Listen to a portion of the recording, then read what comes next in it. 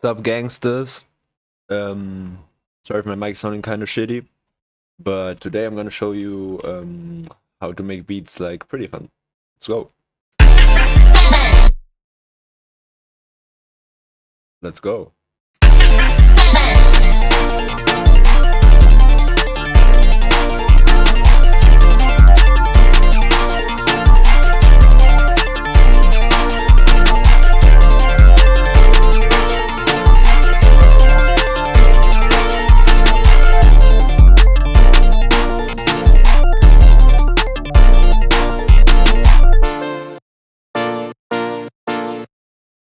Okay, so let's break this down.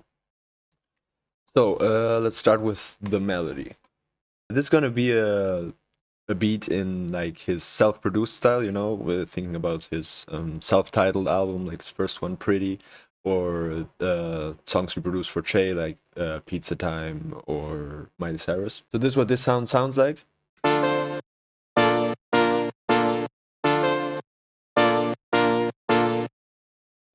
It's like a pad synth type sound. You can probably find lots of good sounds in this style if you go on Synology on the polysynth section. Here I'm using Hive because I just happened to find a preset that I really liked. See, I think I slightly tweaked the preset. Yeah, I think it had like a delay or some shit originally, and I tweaked a bit, took off the release. And then for the pattern, it's a simple 2-chord pattern, but using 7th chords. I think that's the key to make Prettifun type beats. You want to keep it very simple with the chord progression, like between 2 and 4 chords, and like really simple progression. But you want to use the 7th.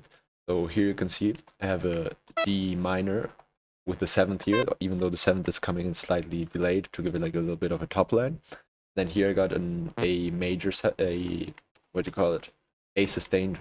Is it A sustained? I think I'm misremembering the name, but you know what it is. Come on. Yeah, and here just for the top line, I'm just layering, so it's like slight inversion. And yeah, so we get this like set the base for the rest of the beat. Then after that, I'm gonna go over the arps. See what we got. This one. Here's how this sounds.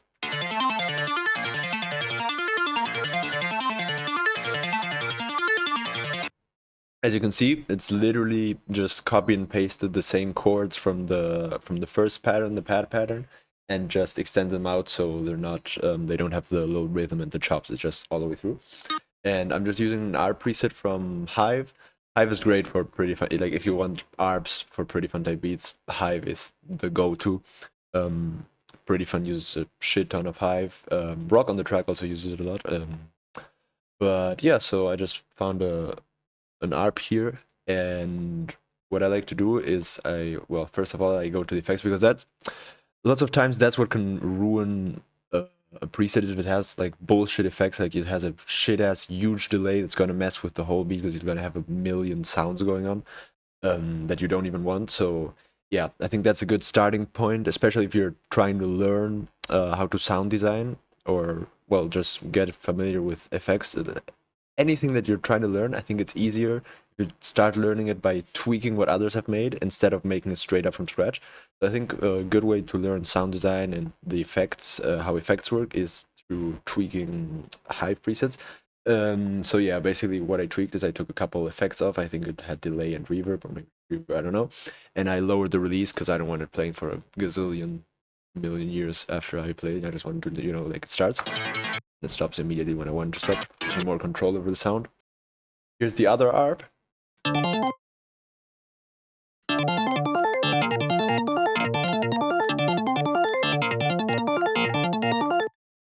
As you can see, same pattern, just a different ARP. And again, the process was the same. Found a nice preset, removed the effects I didn't like, lowered the release a bit, not completely because I still wanted a bit one on this. And yeah, just slight tweaking of presets, but yeah, Hive has great presets, so it's easy to depend on that and just tweak it slightly to adjust it. And yeah, it works surprisingly great. Like, look, this is how it's sounding right now.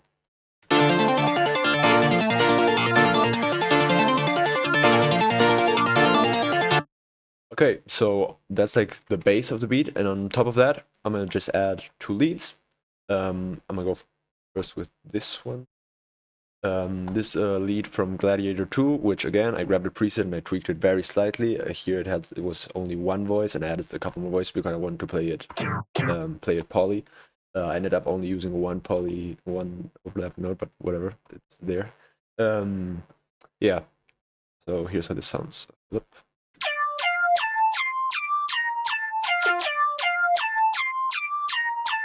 Meow, meow, meow, meow, meow.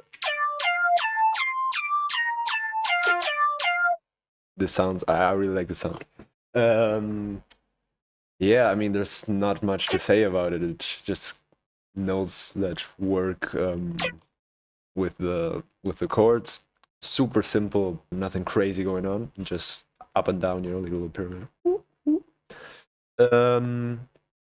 Yeah, it's really simple sound. Basically, it's getting carried by the sound selection.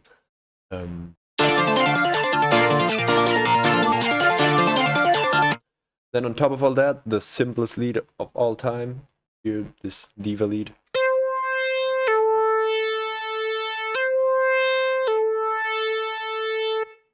I really like how this one swells, it goes like, probably has some automation on the filter, I think, probably, like, you can hear that little swell goes, yeah, I just think it adds a lot of vibe to the beat, and it's just a very understated element in the background,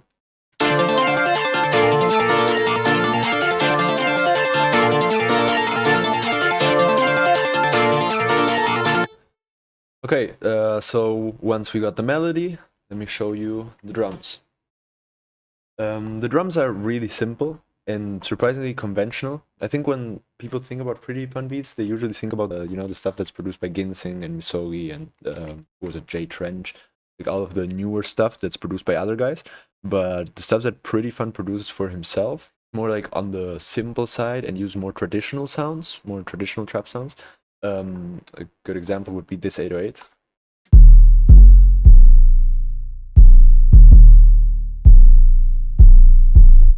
Just a simple 808, nothing crazy, not too distorted, not too, like those Rage 808s that are long and destroy the beat. It's just simple, punchy, pretty classic trap. Yeah, the rest of the drums, I mean, the hi-hats are going kind of fast. They're doing like a bit of a one-step pattern with some breaks in between. I'm using an acoustic hi-hat because it just happened to sound good. Here's a little tip for your hi-hats. Play with these knobs, dude. Play with like the in. This can... Oh wait, that's something. You can get different sounds from the same hi-hat using that. Also, you can use echo to, you can, for example, you can do this. It gives like two versions that are playing slightly delayed. It gives like a bit of a rattle sound. That's cool if you want to make your beat sound really distorted, because it gives the effect that it's fucking destroying everything, because oh no, the sounds are like it's called a Haas effect, I think. Yeah, but not for this beat, but it's cool for like Ken Carson or Samet and type shit. Yeah, simple ass pattern on the hi-hats.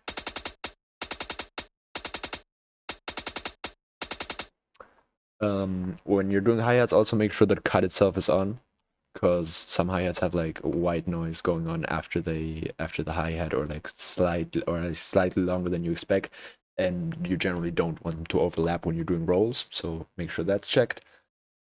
Snare, simple.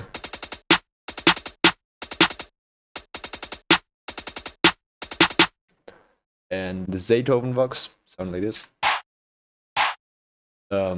Again, tweaked it just very slightly, lowered the length, added a bit of here, this out knob that makes it fade out, but didn't sustain that long. And yeah, that will be the drums. So here's how that sounds.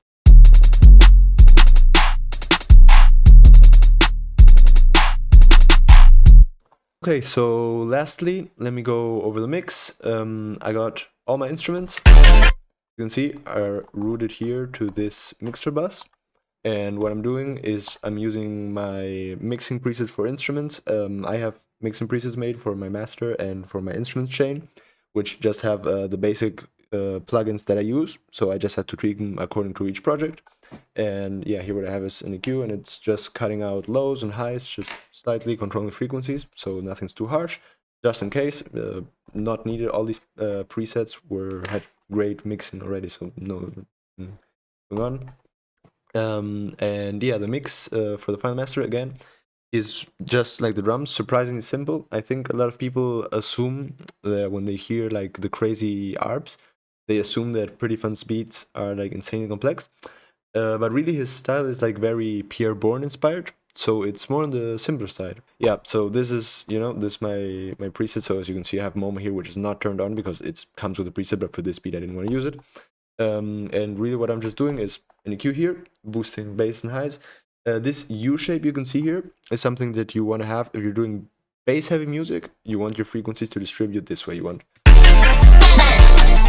want to have a little bit more highs and a little bit more bass than mids. You want this only for bass heavy music. If you're doing EDM or rage or other rap subgenres that are like adjacent, yeah, this really brings the bass out, lets it hit hard.